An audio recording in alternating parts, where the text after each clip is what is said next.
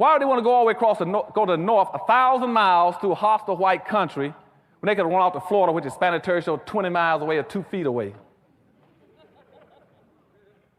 So some of the smarter blacks of our relatives ran off to Florida because that was Spanish territory. And they got down and they interbred and intermixed with the Seminoles.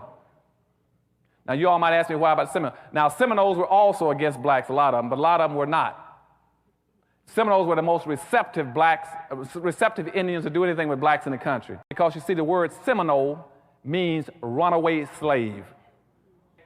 And they were also runaways. They interbred with blacks. They were a mixture of blacks. So they were very receptive to black folk. And so they started fighting in that area to fight the United States, because the United States then wanted to go down there and try to get the slaves back. And that's what they were sending General Andrew Jackson to Florida for, to get the slaves. Because you see, blacks down there were coming across the border periodically with the Indians, raiding and killing whites and getting their people free.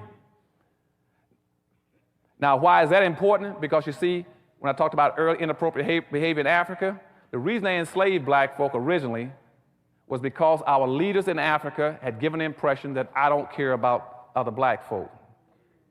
And they hauled all those blacks around the world because they knew in their hearts they would never see a shipload of Africans coming to get them back. They never suspected that Africans would come to save Africans.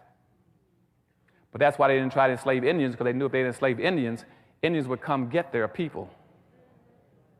But they knew that black leadership in Africa had already said, you can have them, I don't want them, I won't come to get them.